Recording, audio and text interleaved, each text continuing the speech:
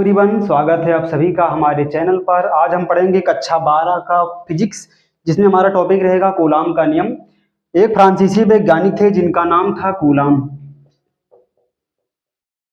Coulomb नाम के एक फ्रांसीसी वैज्ञानिक थे जो कि फ्रांस के थे। उन्होंने दो स्थिर बिंदु आवेशों के बीच लगने वाले बल के बारे में हमें बताया था। उन्होंने दो बातें बताई थी। पहला बात क्या था? पहला बात उन्होंने बताया था कि जो हमारे पास आवेश हैं, हमारे पास आवेश होते हैं उनके बीच में कुछ दूरी होती है। उन्होंने ये बताया था कि जो हमारे पास आवेश हैं ये आवेश निर्वात या फिर वायु में स्थित हैं। मान लीजिए हमारे पास पहला आवेश है Q1, दूसरा आवेश है Q2। दो आवेश हमारे पास हैं जो कि वायु या निर्वात में एक दूसरे से कुछ दूरी पर स्थित हैं। उन्होंने बताया क्या था? बताया था कि दोनों आवेशों के बीच में जो लगने वाला बल F है, बल दो तरीके से लगेगा। यहाँ पर पहला बल लगेगा आकर्षण, दूसरा बल लगेगा प्रतिकर्षण।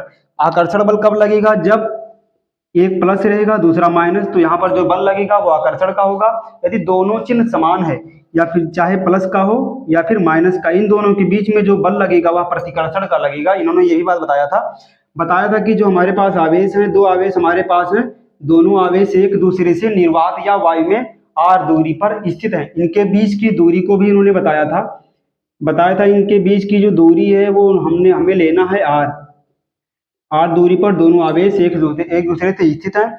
1785 ईस्वी में इन्होंने बताया था दोनों आवेशों के बीच में लगने वाला जो हमारा बल F है, बल F दोनों आवेशों के गुणनफल के समानुपाती होता है, अर्थात Q1 × Q2। ये बताया था। दूसरी बात इन्होंने क्या बताया था? इन्होंने ये बताया था कि जो दोनों के बीच की दूरी है इसके वर्ग के व्युत्क्रमानुपाती होता है। दूरी कितना है यार? दोनों आवेशों के बीच में लगने वाला जो बल F है, दोनों आवेशों के बीच के दूरी के वर्ग मतलब होता है, इनके बीच की दूरी है r, इस पर लगा देंगे वर्ग मतलब पावर 2। इनके बीच के दूरी के वर्ग के व्युत्क्रमानुपाती होता है। दो बातें इन्होंने बताई थी। तो चलिए हम परिभाषा से इसको देख लेते हैं।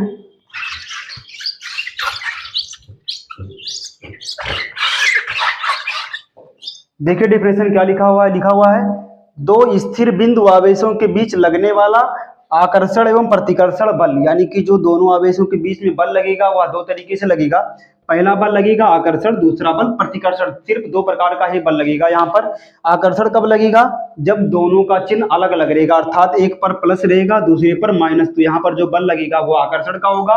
प्रतिकर्षण कब होगा? जब दोनों आवेश पर जो आवेश है वह सेम होगा, मतलब एक पर माइनस तो दूसरे पर भी माइनस होगा।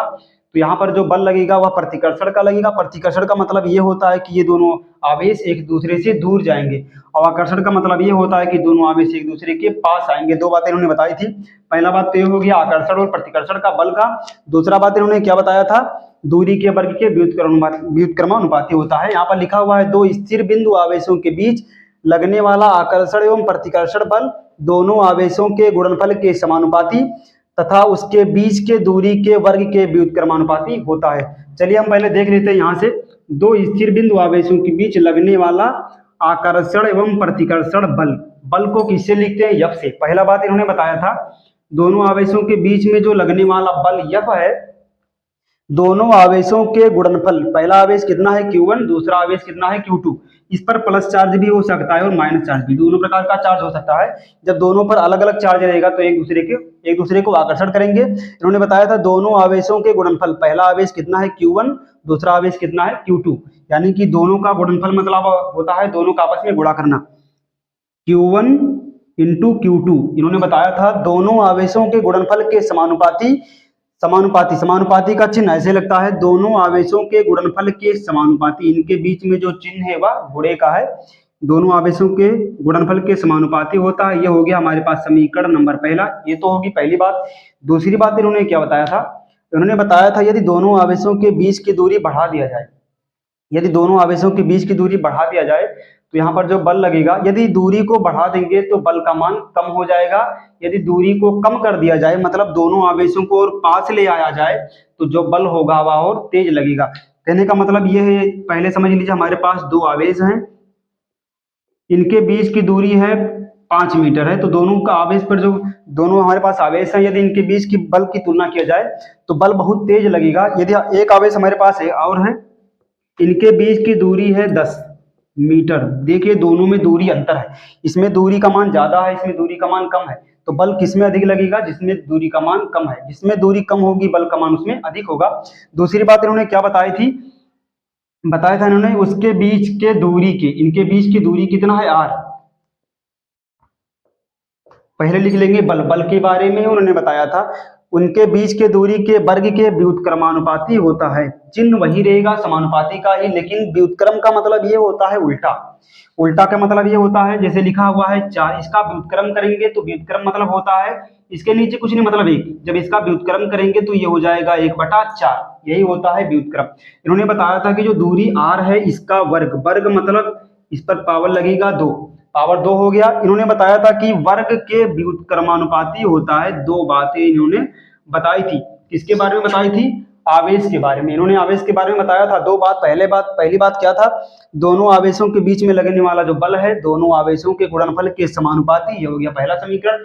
दूसरा क्या था, दोनों आवेशों के बीच के दूरी के वर्ग के व्युत्क्रमानुपाती होता है, ये हो गया समीकरण नंबर 2। अब इन्होंने क्या किया था, दोनों समीकरण को आपस में मिला दिया था। तो हम यहाँ पर लिखेंगे समीकरण 1 व 2 से। देखिए दोनों समीकरण में कॉमन क्या है, देखिए दोनों समीकरण में यफ दोनों है, दोनों में यफ है, तो जो जितना बार लिखा होगा उसको एक बार लिखेंगे। यहाँ पर यफ कॉमन है, इसको एक बार लिखेंगे। देखिए दोनों समीकरण में समानुपाती का चिन्ह लगा हुआ है, इसको बार कितनी बार लिखेंगे, एक बार लिखेंगे। Q1 Q2 एक ही बार लिखा, इसको भी कितनी बार लिखेंगे, एक बार। बाकी नीचे कितना लिखा हुआ है, आर स्क्वायर। ये हो गया हमारे पास कूलाम का नियम। लेकिन यहाँ पर उन्होंने क्या किया था, जो समानुपाती का चिन्ह है इसको हटा दिया था। इसको हटाने के बाद एक नया नियतांक दिया था, एक नियतांक को उन्होंने लिखा था यहाँ पर। इस नियतांक को लिखा जाता है के से। उनने किया क्या था, जो समानुपाती का चिन्ह है इसको हटा दिया था, समानुपाती के चिन्ह के स्थान पे उन्होंने यहाँ पर लिखा था के परावैद्युतांक होता है, नियतांक होता है, के आ गया समानुपाती के जगह पे, और यहाँ पर लग जाएगा बराबर का चिन्ह लग गया। समानुपाती के स्थान पे क्या आ गया, के, बाकी जो बचा उसको वैसे छाप देंगे। लिखा है Q1 इंटू Q2 बटे में कितना लिखा हुआ है, आर स्क्वायर। यही कूलाम का नियम है, कूलाम सर ने यही इक्वेशन दिया है। इसको मान लीजिए समीकरण नंबर 3, यही समीकरण हमें कूलाम ने दिया है। के का मान यहाँ पर होता है, के है नियतांक, के एक नियतांक है। के बराबर होता है 1/4πε0, या होता है आंकिक मान इसका होता है 9 × 10⁹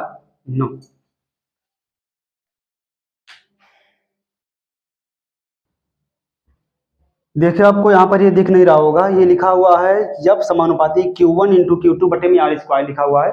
इसको हम ऊपर लिख दे रहे हैं यहाँ पर। ये जो नीचे वाला लिखा हुआ है इसको यहाँ पर लिख दे रहे हैं, ऊपर लिखा हुआ है यफ समानुपाते Q1 इंटू Q2 बटे में कितना है, आर स्क्वायर। जो नीचे लिखा हुआ है इस नीचे वाले को उठाकर यहाँ पर लिख दिए हैं। अब करेंगे क्या, इस समानुपाती को चिन्ह हटा, समानुपाती का चिन्ह हटा देंगे, उसके स्थान पर लाएंगे के, जो एक नियतांक होता है। के का मान होता है, इस नीचे नहीं दिख रहा है, इसको हम ऊपर लिख दे रहे हैं। के क्या है यहाँ पर, के एक नियतांक है, के बराबर नियतांक होता है। के एक नियतांक है, के का दो मान होता है। पहला मान होता है के बराबर होता है 1/4πε0, ये होता है। दूसरा जो के का मान है वो आंकिक मान होता है, यानी कि अंक में मान कुछ के का होता है, वो क्या होता है, के बराबर 9 × 10⁹ ये भी होता है के मान। न्यूमेरिकल में इसी शब्द का इस्तेमाल होगा, इसका भी होगा लेकिन अक्सर इसी का होगा न्यूमेरिकल में। यही हमारा कूलाम का नियम है, जो कूलाम सर ने लास्ट समीकरण दिया था यही था, लिख लीजिए यही कूलाम का नियम है, यही कूलाम का नियम है। कूलाम ने इतनी बात बताई थी।